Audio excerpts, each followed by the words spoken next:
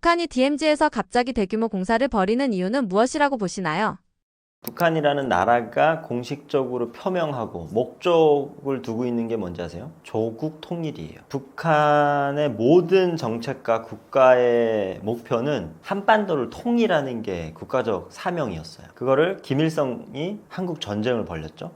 통일 못했죠. 그리고 김정일 통일하려고 준비를 했다고는 하지만 모르겠어요. 근데 그게 정책적인 기조에 다 들어가 있어요. 항상 매해마다 신년사 이런 거 조국 통일이라는 얘기를 많이 했습니다. 근데 이번에 김정은이 북한함은 이제 다른 나라다. 그리고 이제 대한민국이라는 용어를 그냥 쓰고 그리고 이제 통일을 포기했어요. 이렇게 하다 보면 북한이 70년대, 80년대까지 경제력이나 군사력적으로 남쪽보다 우위에 있었거든요. 지금 핵을 가지고 있어서 비대칭 전략으로 봤을 때 어디가 우위다 이렇게 말을 할 수는 없지만 현저하게 지금 상황에 놓고 봤을 때 북한의 이 군사력은 대한민국에 비해서 한창 바닥에 있습니다. 그러면 힘이 약한 자와 센 자가 같이 살아요. 그럼 힘이 약한 자는 뭘 해야 되겠습니까? 싸우질 못해. 내가 싸우면 질 것 같은 걸 알아요. 그러다 보니까 일단 한 대 맞기 전에 크게 안 맞게 스펀지 같은 걸 해놔야죠. 이제 이 DMZ라는 거는 미국과 러시아 수많은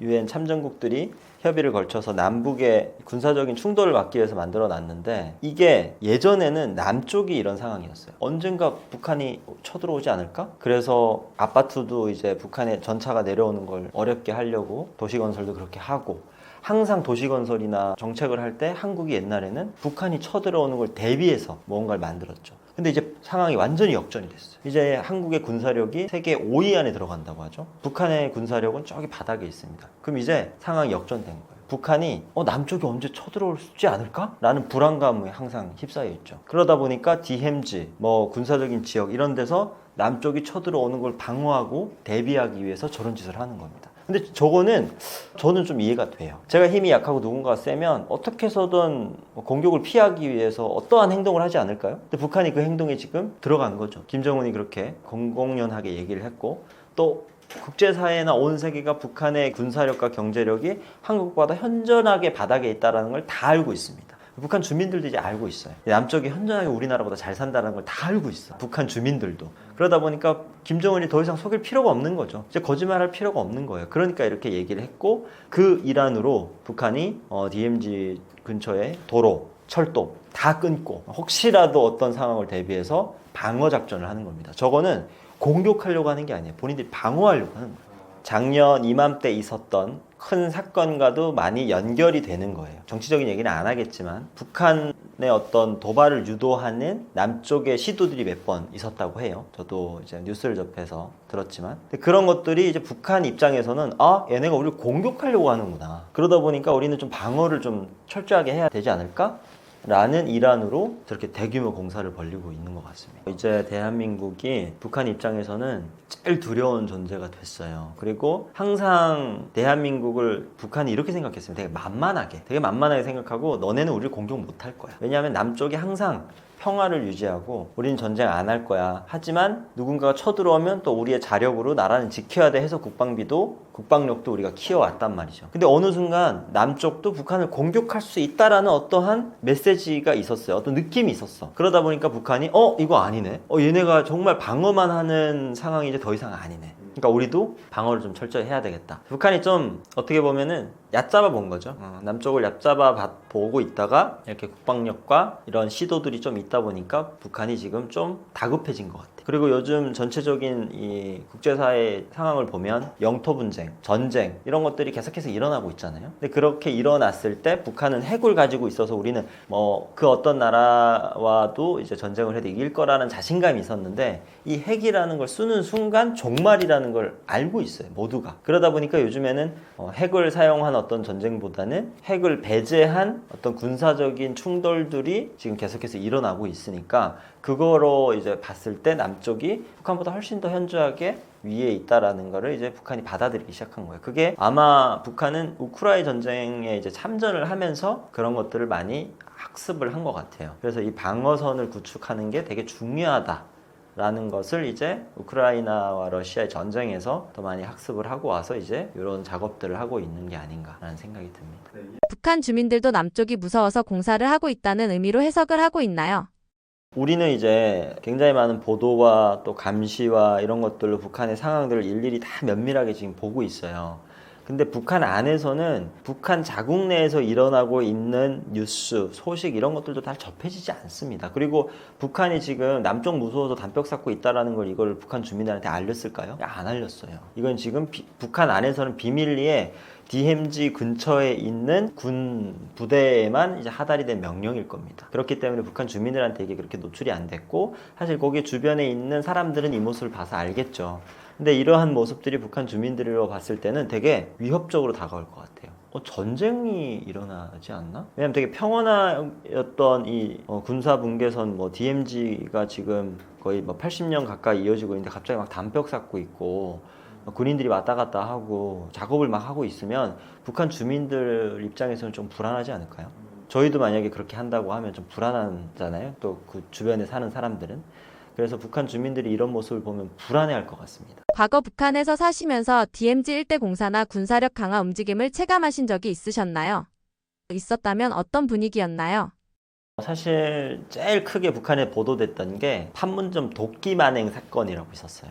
거기 양쪽에 나무가 있어서 시야를 가린다고 서로 이제 군인들끼리 도끼로 이제 찍어 내리면서 이제 살인이 벌어졌던 게 그거는 되게 대대적으로 알렸었어요. 근데 그때 당시에는 북한이 지금처럼 군사력이나 이런 것들이 남한보다 굉장히 바닥이라는 어떤 그런 상황이 아니라 되게 자신감이 차 있었을 때입니다. 그러니까 북한이 이런 것들을 주민들한테 알리고 홍보하는 때는 본인들이 자신감이 있을 때, 자신감이 없을 때는 이런 것들을 전혀 알리지 않습니다. 다 비밀리에 이루어지고 있어요. 왜냐하면 본인들이 지금 무섭고 궁지에 몰려서 하는 행동이거든요. 그러다 보니까 이런 움직임을 북한에 있을 때는 우리가 체감을 많이 못했고, 사실 그런 큰 빅 이벤트 정도만 이제 북한에서도 이제 얘기를 하고 있는데, 그런 것도 항상 북한이 우위에 있고 그거에 대해서 미국이나 남쪽에서 이제 불만이 있어서 일어난 상황이다라고 이제 본인들이 굉장히 잘했고 옹호적인 그런 발언들로 이제 북한 주민들한테 알리죠. 우리가 뭘 잘못했고 서로가 싸웠고. 근데 사실 싸움이라는 게 누구 하나 잘못해서 일어나는 게 아니잖아요. 둘 다 잘못해 일어나는 게 싸움인데. 근데 그런 것들은 북한 안에서 너무나도 이제 되게 왜곡된 보도를 하기 때문에 북한 주민들로서는 남쪽이 잘못했고 미군이 잘못했으니까 저런 일이 일어나는구나라고 이제 받아들이죠. 근데 지금은 좀 상황이 아닐 거예요. 지금은 이제 수많은 미디어, 영화,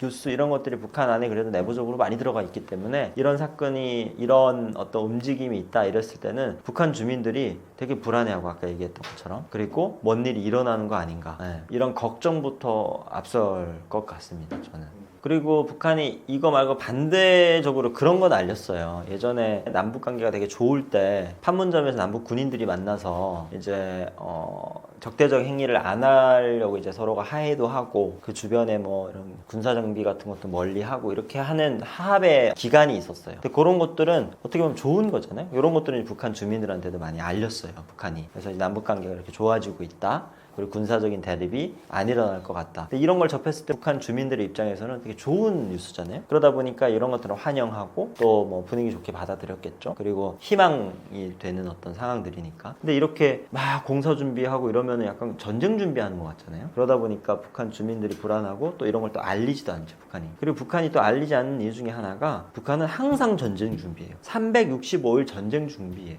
그러다 보니까 사실 이런 것들이 직접적으로 더 북한 주민들한테 이거 더 해야 된다라고 했을 때 북한 주민들은 되게 피로감을 많이 받을 것 같아요. 미국과 이제 한국이 군사훈련을 시기마다 하고 있고 또 남쪽 군인들이 이제 그런 동계 하계 훈련들이 있을 때마다 북한은 항상 쳐들어올 걸 대비해서 이제 군사 준비를 해요. 그래서 항상 숨는 것부터 합니다. 이제 대한민국이 북한 입장에서는 제일 두려운 존재가 됐어요. 근데 어느 순간 남쪽도 북한을 공격할 수 있다라는 어떠한 메시지가 있었어요. 북한이 지금 좀 다급해진 것 같아요. 남쪽이 북한보다 훨씬 더 현저하게 위에 있다라는 거를 이제 북한이 받아들이기 시작한 거예요. 왜냐하면 본인들이 지금 무섭고 궁지에 몰려서 하는 행동이거든요. 그러다 보니까 이런 움직임을 북한에 있을 때는 북한 주민들로서는 남쪽이 잘못했고 미군이 잘못했으니까 저런 일이 일어나는구나 라고 이제 받아들이죠. 근데 지금은 좀 상황이 아닐 거예요. 그래서 항상 숨는 것부터 합니다. 사실 북한 주민들이고 군인들이고 너무 불쌍해요. 이게 전쟁이라고 하면 그래도 싸워서 누가 이기냐 지냐를 따져야 되는데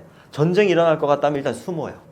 그래서 불빛 다 가리고 방공호에 들어가고 공장 기업소 안 나가고 그러니까 어떻게든 숨어서 이 상황을 모면하려고 하는 훈련을 시킵니다. 근데 그게 사실 저는 되게 비겁하고 자신감이 없는 행동이라고 생각하거든요. 싸움을 걸어왔는데 싸워야지, 도망가고 숨는 거는 이거는 되게 겁쟁이잖아요. 근데 그걸 계속 하고 있어요, 북한이. 그래서 한미 연합훈련에 이런 거에 대해서 북한이 되게 민감하게 얘기를 하거든요. 그게 본인들을 공격하려는 의사로 보여지니까. 근데 사실 우리는 그런 의사가 전혀 없어. 그러니까 우리는 그냥 연습만 하는 거야. 근데 북한 입장에서는 너무나도 이제 자신감이 없고 두려우니까 여기서 훈련만 해도 막 공격하는 거 아닌가? 이러고 막 두려움에 떤단 말이야. 그러니까 북한의 자신감이 그 정도로 지금 내려가 있어요. 그러니까 이런 공사나 이런 것들을 대대적으로 하죠.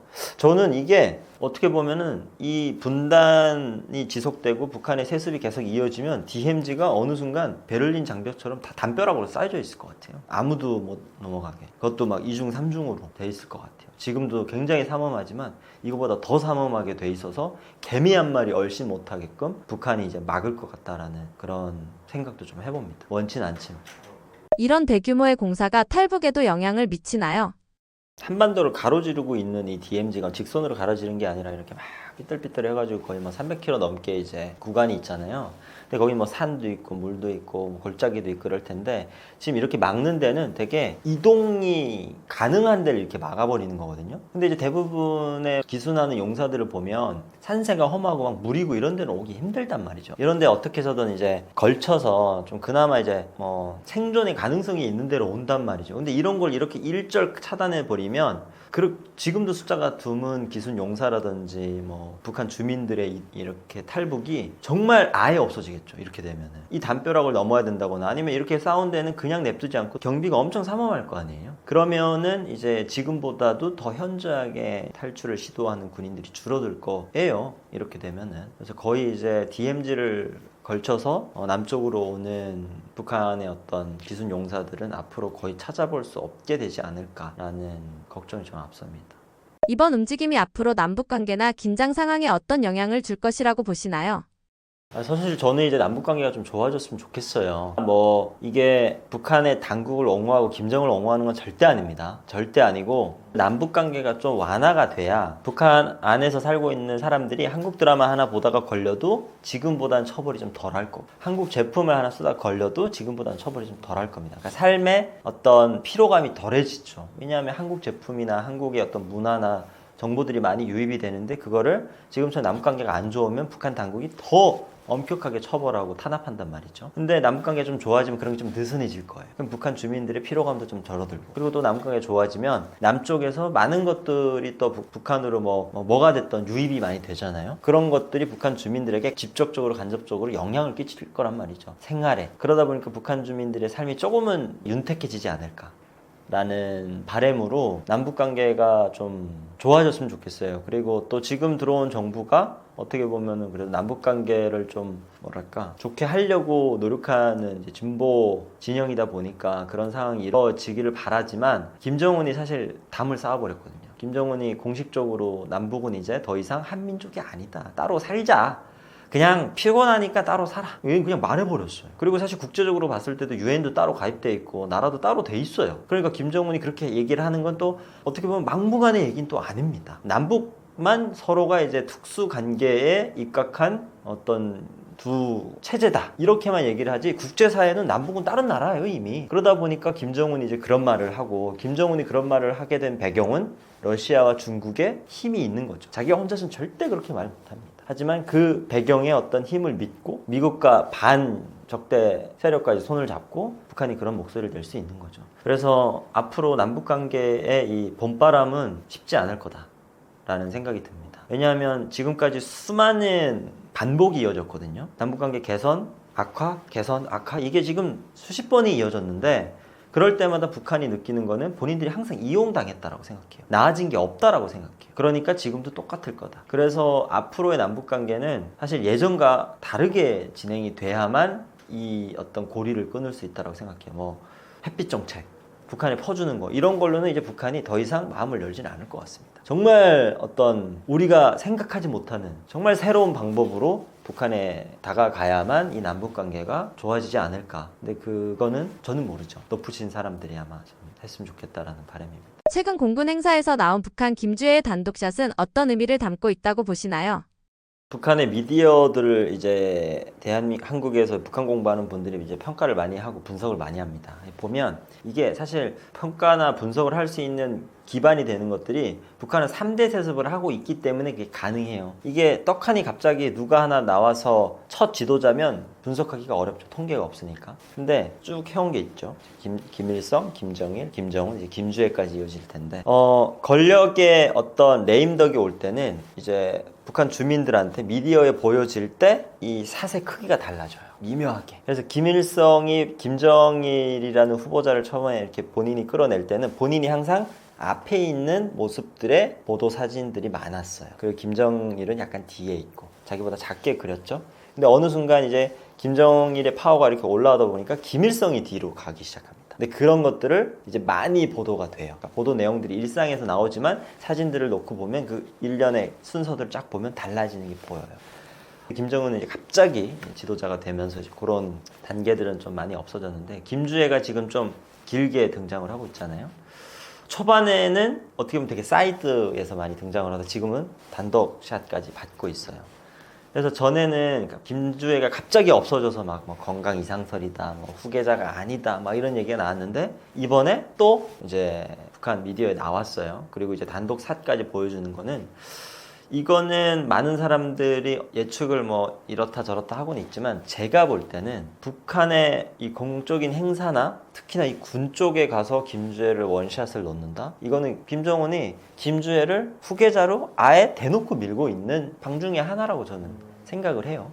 예전에 북한에도 여성 지도자들이 그래도 쭉 있었습니다. 지도자라기보다는 이제 권력을 가진 자들, 김여정, 리설주, 그리고 외무상의 최선희, 이런 여성 파워들이 있었는데 그 사람들 이렇게 미디어 센터에 나오지 못해요. 항상 측면, 김정은보다 항상 작게 뒷면에 이렇게 배치를 하고 다 이게 연출을 하는 거거든요. 근데 이제 김주애를 그렇게 원샷으로 놓고 크게 부각을 시킨다. 이런 거는 김정은이 확실하게 마음을 굳힌 것 같다라는 저의 어떤 추측이에요. 네.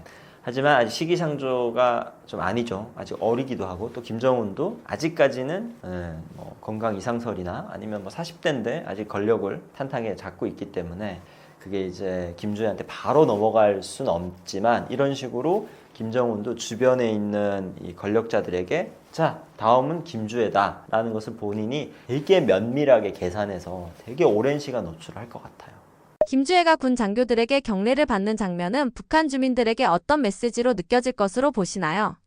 처음에는 많이 의아했을 거예요. 아직까지 북한은 남성 우월주의가 굉장히 자리를 많이 잡고 있는 나라고 지금까지의 3대의 세습을 이어놓고 봤을 때 다 남성이었단 말이죠. 근데 여성이 갑자기 이렇게 김정은 옆에서 노출이 이렇게 너무나도 많이 나오고 이런다. 북한 주민들도 좀 많이 의아하고 혼란스러울 것 같아요. 왜냐하면 저도 많이 지금 대한민국에 와서 남녀 평등과 어떤 공존과 이 공동체에 대해서 많이 보고 그게 맞다라고 느끼지만 북한 안에서 살다가 와도 쟤도 지금 저게 맞나라고 우아하게 생각하는데 북한 주민들은 지금 현재 접하고 있는 사람들은 많이 혼란스러울 거다. 쟤는 뭔데 저렇게 나오고 있냐. 정말 예쁘다고 데리고 다니는 상황이 지금 아니거든요. 그냥 정말 딸 바보인 아빠가 딸 예쁘다고 회사 맨날 데려가서 사무실에서 막 놀고 그렇다고 막 현장까지 데려가고 현장에 있는 사람들이 아무리 사장님 딸이라고 해도 막 가가지고 막 인사드리고 이렇게 하는 거는 이 사장님은 이제 데려온 이 딸을 내 후계자라고 이제 다 이제 투어를 하는 거죠. 모든 사람들한테 눈도장을 찍는 거란 말이죠. 그러니까 김주의 이런 행동이 북한 주민들 초반에는 굉장히 혼란스러웠겠지만 계속해서 이렇게 노출하다 보면 언젠간 자연스러워질 거거든요. 당연한 게 되고 어느 순간. 그래서 김주애를 계속해서 이렇게 노출하는 게 아닌가 싶고 북한 주민들은 어느 정도 받아들일 것 같아요. 그리고 희망이 없는 나라에서 변화라는 건 되게 중요한 거거든요. 희망이 없는 데서 변화라는 건 희망을 상상할 수 있고 희망을 볼 수 있는 어떤 포인트인데 김주애라는 인물이 북한의 어떤 변화를 가져오지 않을까라는 사람들의 희망이 조금 들어가 있을 수도 있을 것 같아요. 저 또한 그렇고 제가 올라서면 좀 뭔가 좀 달라지진 않을까? 여성의 입장에서 북한이라는 나라를 운영을 하면 과연 어떨까? 지금까지 이 김 부자의 3대 세습이 이어왔는데 지금 나라가 이 꼴인데 여성 지도자가 이 나라를 다스리면 어떨까? 지금보다 더 못한 상황은 사실 그려보진 않겠지만 항상 더 좋은 상황을 그리겠지만 변화에 대한 사람들의 어떤 갈증 갈증이 있죠. 그거를 이제 풀어주지 않을까라는 뭐 일만의 어떤 기대 그런 게 들어가 있지 않을까. 김주애가 가죽 코트나 선글라스 같은 건이 상징 옷차림을 하는 이유는 무엇이라고 보시나요? 김부자 앞에서 이 선글라스를 끼고 이렇게 한다라는 거는 이게 딸이기도 하고 그렇지만 다른 어떤 삼자 입장에서 봤을 때는 엄청난 권력이거든요. 그러니까 김정일이나 김부자는 북한에서 약간 신적인 존재예요. 근데 그들 앞에서 만약에 선글라스를 끼고 또 유교 사상이 굉장히 짙은 북한에서 지도자 앞에서 선글라스를 끼고 이렇게 같이 동행을 하고 이런다라는 거는 김주의 입지나 김정은이 김주애를 그 정도로 허용한다라는 거는 북한 안에서 지금 거의 김정은 다음으로 김주애가 최고 권력자인 것 같아요. 저렇게 할 수 있는 사람이 없거든요. 아무리 그래도 밖에 나오면은 김정은은 북한의 공식 지도자고 그런 딸을 본인이 그렇게 선글라스를 끼고 이렇게 다닌다라는 거는 김정은은 그냥 딸로만 데리고 다니는 게 절대 아닐 것 같습니다. 그리고 이 선글라스를 끼고 가죽 자켓을 입는 거는 어떻게 보면 되게 파워를 상징하는 모습들이잖아요. 예전에 2차 세계대전 때 보면은 독일 장교들이 가죽 이런 자켓을 입으면 그 위화감이 되게 컸다고 하잖아요. 검은 가죽 자켓에 선글라스를 끼고 주민들 앞에 나온다라는 건 독재자의 냄새가 벌써부터 풍기게 하려고 하는 거예요. 이게 되게 따뜻한 이미지는 아니잖아요. 까만 선글라스에 눈도 안 보여주고 까만 가죽 자켓에 이렇게 입고 북한 주민들 앞에 권력자들, 측근들 앞에 선다라는 거는 김주애를 이만큼 너네도 이제 되게 어렵게 대해라. 이게 이제 내 딸만은 아니고 어린애가 아니다. 라는 거를 김정은이 이제 허용한 거죠. 그렇게 하라고. 김주애의 등장 방식이 과거 김정은, 김정일 후계자 시절과 비교했을 때 어떤 차이가 있다고 보시나요? 일단 제일 큰 거는 이제 여성이라는 거죠. 근데 이제 시대의 흐름이 많이 지금 바뀌고 있잖아요. 근대사회에 들어와서 여성 지도자들이 초창기에 지도자로 선출되는 모습들이 굉장히 드물었지만 세계의 흐름을 볼 때 여성 지도자들의 역할들이 되게 커지고 있잖아요. 근데 제가 누누이 계속 얘기하지만 북한의 3대 세습은 똑같아요. 항상 그들이 가지고 있는 권력을 유지하기 위해서 북한 주민들을 탄압하고 자유를 억압해서 북한 주민들이 어떻게든 눈과 귀를 막게 하고 그걸 이어가는 게 북한 당국의 목적인데 그게 이제 한계에 다다랐다고 봐요. 그게 이제 100년을 가까이 가다 보면 이거는 북한 주민들도 사람인데 언제까지 그렇게 속고만 살고 언제까지 그렇게 밟히고만 살겠어요. 근데 그거를 새로운 변화를 줘야 되거든요. 그래야 북한 당국도 이 김부자 세습도 이어갈 수 있을 거라고 생각해요. 근데 그 큰 변화 중에 하나가 여성이라는 거죠. 저는 뭐 김정은한테 아들이 있고 아들이 없고 뭐 아들이 없어서 딸을 내보내고 이것보다도 북한의 지금 지도자 중에 셋이 하고 있는 모습과 변화가 똑같아 보니까 여성이라는 이 지도자가 나왔을 때 북한 주민들의 어떤 또 다른 시선, 희망 이런 것들을 갖기 위한 김정은의 큰 그림이라고 저는 생각해요. 그래서 김주애가 어리지만 여성이기 때문에 앞에 이렇게 전면적으로 내세워서 오랜 시간 동안 지금 계속 노출을 하고 있는 게 아닌가라는 생각이 듭니다. 뭐 아들이 뭐 유학 가고 막 이런 얘기도 있어요. 근데 뭐 누가 그걸 알겠습니까? 하지만 지금 보여지고 있는 것으로 볼 때는 김주애가 앞에 나왔잖아요. 본인의 이름을 밝히고 북한 미디어에 끊임없이 나오고 어린애의 모습이 아니라 계속해서 뭔가 달라지고 있고 되게 어떤 독재자의 냄새가 계속 나게끔 그렇게 연출을 하고 있단 말이죠. 그럼 이 정도의 어떤 상황까지 왔을 때 여성이라는 다름이 북한 주민들한테는 좀 다르게 보여질 것 같다. 그래서 김주애라는 인물을 이렇게까지 김정은이 노출하고 있다. 라는 저는 생각을 합니다. 그리고 또 하나는 김정은이 김정일한테서 권력을 물려받을 때 되게 단기간에 물려받았어요. 김정일은 아버지한테 권력을 물려받을 때 거의 30년 이상이 걸렸거든요. 그러다 보니까 자기의 기반을 되게 잘 다져왔어. 그러다 보니까 본인의 임기라고 해야 되나? 본인이 살아있는 동안에 북한의 권력을 다 잡을 수 있었던 거죠. 김정일은. 근데 김정은은 아버지가 위독해서 정말 빠르게 이 승계를 하다 보니까 권력 기반이 되게 약했어요. 그래서 외삼촌도 막 처형하고 정말 극악무도한 짓들을 많이 했잖아요. 형도 죽이고 이복형도 죽이고 조카 막 쫓아버리고 그러다 보니까 김정은은 자기의 다음 지도자 그러니까 자기가 넘겨줘야 될 후세한테 자기가 겪었던 일을 겪게 하고 싶지 않은 거죠. 그래서 되게 탄탄하게 하나하나 넘겨주기 위해서 어렸을 때부터 지금 10대부터 이렇게 노출을 해서 하나하나 지금 권력 이양을 하고 있다고 좀 보고 있어요. 그게 사실 김주애한테 더 좋을 거고 여성으로서 하루아침에 권력을 이양받으면 그게 탄탄하지 못하니까 무너질 수 있잖아요. 여성이니까 더군다나 더 그럴 수도 있고 그렇기 때문에 김정은은 정말 오랜 시간 동안 걸쳐서 김주애한테 계속해서 이제 권력을 이행하기 위해서 어렸을 때부터 이렇게 노출하고 있는 게 아닌가. 김주애가 정식적인 북한의 공식 후계자가 돼서 북한의 지도자가 될 때까지는 아직까지 저는 많은 시간이 남아있다고 생각해요. 10년 그 이상의 시간이 남아있다고 생각해요. 그래서 앞으로도 김주애가 얼굴을 보였다가 없어졌다 보였다가 없었다 이런 반복적인 상황이 계속 벌어질 거라고 저는 생각합니다. 현재 진행 중인 북한의 3대 세습을 어떻게 보고 계신가요? 북한이 지구상에 존재하지 않는 나라이고 그리고 이제 3대 세습을 하다 보니까 북한에는 이 세습을 할 때 그 권력자가 갖춰야 될 뭐 성량, 도덕, 양심 이런 것들을 전문적으로 케어하고 전문적으로 교육하는 기구, 단체 아니면 북한의 비공식적인 데가 만들어 놓고 거기서 이 후계자들이 갖춰야 될 것들을 끊임없이 학습을 시킨단 말이죠. 그러다 보니까 김주애가 나와서 옷 하나 입고 선글라스 끼고 손짓하고 러시아 대사와 이제 볼 키스를 하고 이런 것들 다 연출된 거예요. 이거 뭐 하나 돌발적이거나 그냥 생각 없이 하는 게 없어요. 이거 다 계산된 겁니다. 그래서 김주애라는 인물이 이렇게 많이 앞으로 나온다라는 거는 김정은은 확실하게 마음을 먹고 김주애를 다음 후계자로 세우고 있다라고 저는 봅니다. 네, 안녕하십니까. 저는 북한에서 살다가 대한민국으로 와서 한국에서 이제 영화 공부도 하고 지금은 북한학을 공부하고 있는 박유성이라고 합니다. 제가 지금까지 이렇게 드린 말씀은 제 경험을 토대로 북한의 삶과 또 그리고 대한민국에 살았던 경험들을 제 정말 지극히 개인적인 생각을 드린 거니까 여러분들이 들으시면서 저렇게 생각하는 사람들도 있구나 라는 어떤 좀 넓은 마음으로 시청해 주시고 또 즐겨 주시기 바랍니다. 제가 뭐 공식적인 입장을 얘기하는 거나 그런 게 절대 아니기 때문에 여러분들의 소중한 의견 그리고 또 열린 마음으로 봐주셨으면 좋겠습니다.